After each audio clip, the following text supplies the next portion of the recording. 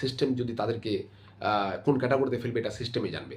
যারা নতুন করে সুযোগ পাবে তারা তাদের কাছেও স্বস্তির খবর অস্বস্তির খবর আছে। হ্যাঁ, কীভাবে? তারা যারা নতুনভাবে চাকরি প্রার্থীদের জন্য আজকের দিনটা খুবই ঘটনাবহুল দিন। একদিকে ভালো খবর, একদিকে খারাপ খবর, একদিকে স্বস্তির খবর, একদিকে অস্বস্তির খবর। একদিকে যদি তারা ফেভারেবল জায়গায় আছে, একদিকে তারা চ্যালেঞ্জিং জায়গায় আছে। এইরকম প্রচুর নোটিফিকেশনস আজকে, প্রচুর নির্দেশ, সেই ব্যাপারগুলো নিয়ে আজকের আলোচনা এবং সমস্ত কিছু ওবিসি নিয়েই বেশিরভাগটাই, এবং তার সঙ্গে ইন সার্ভিস টিচারদের যে স্বার্থ সেটাও, যারা এফেক্টেড তাদের ক্ষেত্রেও, এবং বাকি যে পিএসসির অ্যাডভার্টাইজমেন্টগুলো যেগুলো ছিল সেগুলোর ম্যাটারও আছে। ইডব্লিউএস যে এডিট অপশন সেই ম্যাটারটাও আছে এখানে। স্পেশাল এডুকেশনের যে রেগুলারেশন সেটাও আছে। তো চুম্বকে এই সমস্ত কিছু আজকের দিনে ঘটলো এবং তার প্রভাব কোথায় কোথায় পড়ছে সেটা নিয়ে আলোচনা আজকের। ভালো করে শুনবে কিন্তু। ওবিসি 17% থেকে নিয়ে 7% এসেছে। 2024-এর রায় বহাল রেখেছে এবং এটাও বলেছে যারা 17%-এ ছিল এবং এফেক্টেড তারা কিন্তু ফার্দার কোর্টে যেতে পারে তাদের স্বার্থ রক্ষার জন্য। এবার এই স্বার্থ রক্ষা করতে গিয়ে বা স্বার্থ রক্ষার কথাটা যখন আসলো তখন অবশ্যই এই ব্যাপারটা উঠবে যে 2016-তে যারা তৎকালীন সংরক্ষণ নীতি নিয়ে চাকরিতে যোগদান করেছিল তাদের স্বার্থ লঙ্ঘিত হবে না রক্ষা হবে। এবার তাদের স্বার্থ যদি রক্ষা হয় তাহলে তারা কোথায় গিয়ে আইনি সহায়তা নেবে, এটা তাদের ব্যাপার। এর মধ্যে যেহেতু এডিট অপশন দিয়েছে ওবিসির, তৎকালীন ওবিসিতে যারা চাকরি পেয়েছিল, বহাল তবিয়তে চাকরি করছে আনটেন্টেড, তারা বর্তমানে 7% ওবিসিতে চলে আসলো। যে 77টা জাতির মধ্যে উপজাতির মধ্যে তারা ছিল, সেই 77টা উপজাতি অলরেডি ডিসমিসড। তাহলে তাদের 77টা উপজাতি যখন ডিসমিস, তারা অটোমেটিক জেনারেল হয়ে যাচ্ছে। তো তারা কি নিজের হাতে জেনারেলটা করবে নাকি তারা সিস্টেমের উপর ছেড়ে দিবে? এই ব্যাপার নিয়ে প্রচুর মেসেজ কল আমার কাছে এসেছে পরামর্শ নেওয়ার জন্য। এটা টোটালি তাদের নিজস্ব চয়েস, কিন্তু যেহেতু তারা এফেক্টেড এবং এফেক্টেডদের জন্য অলরেডি মহামান্য হাইকোর্ট অলরেডি বলে দিয়েছেন যে তারা ফার্দার আইনি পরামর্শ নিতে পারে, আইনি প্রক্রিয়ার মধ্যে তারা থাকতে পারে। তো সেই মোতাবেক তারা এখন অনেকেই মনে করছে যে এখনও তাদের হাতে যেহেতু মানে ব্যাপারটা বাইরে চলে গেছে, আইনি লড়াইয়ের মধ্যে চলে গেছে, তো তারা নিজে থেকে আপাতত করবে না। সিস্টেম যদি তাদেরকে কোন ক্যাটাগরিতে ফেলবে এটা সিস্টেমই জানবে। আর সিস্টেম এটা বলেও দিয়েছে অলরেডি যে যারা করবে না এডিট অপশন তারা কিন্তু অটোমেটিক্যালি জেনারেল ট্রিট হয়ে যাবে। ঠিক আছে? এফেক্টেড মানে যারা ওই ক্যাটাগরি বা উপজাতি, জাতি উপজাতির মধ্যে পড়ে যায়। তো এটা একটা তাদের ব্যাপার চলে গেল।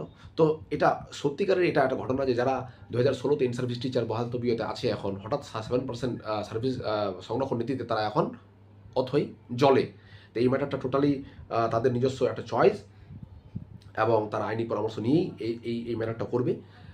তার মধ্যে গ্রুপ সিডির এডিট অপশন দিয়ে দিয়েছে আজকে তারাও এডিট অপশন করতে পারবে একটা নির্দিষ্ট টাইম পিরিয়ডের মধ্যে।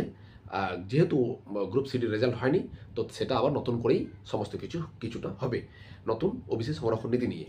আচ্ছা, 31 আগস্টে যে লাস্ট ডেট ছিল, আজকে একটা বড় স্বস্তির খবর ইন সার্ভিস টিচারদের জন্য।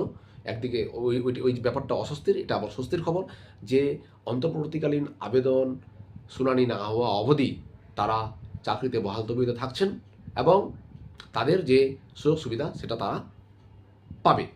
এই ম্যাটার আমরা সকলেই জানতাম এটা, যদিও যে সেন্সাস চলছে আর সরকার চেঞ্জ হয়েছে, ওবিসি অনেকটা পরিবর্তন হয়েছে সমীকরণ, সেই প্রত্যেকটা জিনিস নিয়ে যেহেতু সুপ্রিম কোর্টে ফাইল করা হয়েছে, তো কোনো একটা আউটকাম আসবে। তো আউটকাম চলে আসলো, কিন্তু পার্মানেন্ট আউটকাম হলো না, পার্মানেন্ট সলিউশন হলো না। পরবর্তীকালে আমাদের সমস্ত কিছুর দিকে তাকিয়ে থাকতে হবে আবার। এটা খুব অস্বস্তির কিন্তু, যদিও। আচ্ছা, সেপ্টেম্বর থেকে পুরো প্রক্রিয়াটা আবার নতুনভাবে শুরু হবে এসএসসির ক্ষেত্রে। এডিট অপশন কমপ্লিট হলেই সেপ্টেম্বর থেকে ইন্টারভিউ ভেরিফিকেশন হবে। যারা নতুন করে সুযোগ পাবে তারা তাদের কাছেও স্বস্তির খবর অস্বস্তির খবর আছে। হ্যাঁ, কীভাবে? তারা যারা নতুনভাবে সুযোগ পাবে, কাট অফের আওতায় আসবে, তাদের কাছে ভেরিফিকেশন করার পর ইন্টারভিউতে তাদের কাছে একটা স্বস্তির খবর এটাই যে তাদের যে কম্পিটিটর, তাদের যে তাদের যে এক্সামিনি, তারা তাদের সমস্ত রিপোর্টগুলো পাচ্ছে, কোথায় কী পেয়েছে, ইন্টারভিউতে কত পেয়েছে, এক্সপিরিয়েন্সে কত পেয়েছে। সেই মোতাবেক তারা নিজের প্রিপারেশন নেবে, এটা স্বস্তির খবর। অস্বস্তির খবর এটাই যে তাদের এই ম্যাটারটা কিন্তু খুব চ্যালেঞ্জিং। তারা ইন্টারভিউতে ফেস করবে সমস্ত কিছু জেনে, এবং তাদেরকে জেনে বুঝেই যেতে হবে যে আমাকে কত পেতে হবে। তো আগে থেকে জেনে বুঝে যাওয়া যে কত পেতে হবে ওই ওই কাট অফের জায়গায় থেকে, মানে ইম্পেরিয়াল হওয়ার জন্য, তো সেটা একটু চ্যালেঞ্জিংয়ে বটে। এটা একটা দিক। আচ্ছা, ইডব্লিউএস এডিট অপশন, এটা হবে কি না বিভিন্ন জায়গা থেকে বিভিন্ন গুঞ্জন ছড়াচ্ছে। ইডব্লিউএস তো হওয়া উচিত। এবার সেটা সিস্টেম জানবে, এসএসসি জানবে গ্যাজেট অনুযায়ী কি কি রুলস আছে সেই সেই সেই ব্যাপারে। বাকি যে অন্যান্য রিক্রুটমেন্ট বোর্ডগুলো যেভাবে এডিট অপশন দিচ্ছে, এই ক্ষেত্রেও কি এডিট অপশন দিবে সেটা সময়ই বলবে। ঠিক আছে, তার মধ্যে আমি বলবো যারা স্টুডেন্ট আছো, যারা ইডব্লিউএস ক্যাটাগরির মধ্যে পড়ছো, ক্রাইটেরিয়া সমস্ত কিছু মিট আপ করছে, তারা যাতে নিশ্চয়ই ফার্দার মুভ করে দপ্তরগুলোতে, যাতে তারা তাদের ইডব্লিউএস প্রক্রিয়াটা অ্যাটলিস্ট শুরু হয় পরবর্তীকালে কিন্তু অ্যাডভার্টাইজে থাকার জন্য। আচ্ছা, এটা একটা গেল। এবার পিএসসির বা বিভিন্ন যে ইন্ডিকেটিভ অ্যাডভার্টাইজমেন্টগুলো এতদিন ধরে হয়েছিল, সেপ্টেম্বরে তা সেই প্রক্রিয়াগুলো শুরু হওয়ার কথা। মানে আমাদের মাননীয় মুখ্যমন্ত্রী বক্তব্য থেকে এটা পরিষ্কার যে সেপ্টেম্বর থেকে বাকি সমস্ত রিক্রুটমেন্টগুলো খুলে যাবে। আচ্ছা, আরেকটা স্বস্তির অস্বস্তির খবর, যেটা স্বস্তির খবরটা বলবো না, আগে অস্বস্তির খবর বলি। সিটেটে যে আবেদন প্রক্রিয়া সম্পন্ন হয়ে গেছিল, পরীক্ষার ডেট ঘোষণা হওয়ার পালা ছিল, সেই ক্ষেত্রে আবার আজ থেকে নতুনভাবে এডিট অপশন দিল 5 দিনের জন্য বা 6 দিনের জন্য, যাতে করে ইন সার্ভিস টিচার, সুপ্রিম কোর্টের রায় অনুযায়ী ইন সার্ভিস টিচার যাদেরকে টেট পাস ম্যান্ডেটরি করা হয়েছে, তাদেরকে টেট পরীক্ষায় বসতে হবে। তো সেই সব ইন সার্ভিস টিচারদের জন্য সুপ্রিম কোর্টের নির্দেশ অনুযায়ী আবার এডিট অপশন করা হলো। সিটেট পাস করলে তারা তাদের টেট পাস করার যে প্রমাণ সেটা দিতে পারবে এবং তারা বসতে পারবে অ্যাটলিস্ট। ঠিক আছে, এটা একটা দিক। অতএব যারা ইন সার্ভিস টিচারে আছো বা যারা আবেদন করনি আগে, তারা কিন্তু আবেদন করে দিবে অবশ্যই। ঠিক আছে, এটা একটা ম্যাটার। আর স্বস্তির খবর যেটা, যে অনেক দিন পর আলটিমেটলি সুপ্রিম কোর্টের অর্ডার ভিত্তিক প্রত্যেকটা জিনিস কিন্তু সুপ্রিম কোর্ট বা হাইকোর্ট ভিত্তিক কিন্তু হচ্ছে, এখানেও সুপ্রিম কোর্ট ভিত্তিক। সুপ্রিম কোর্টের অর্ডার অনুযায়ী যারা স্পেশাল এডুকেটর ছিল বিভিন্ন দপ্তরে, 281 জন এমন প্রার্থীকে রেগুলারাইজেশন করা হলো। 3 তারিখে তাদের রিকমেন্ডেশন লেটার ইস্যু করা হবে।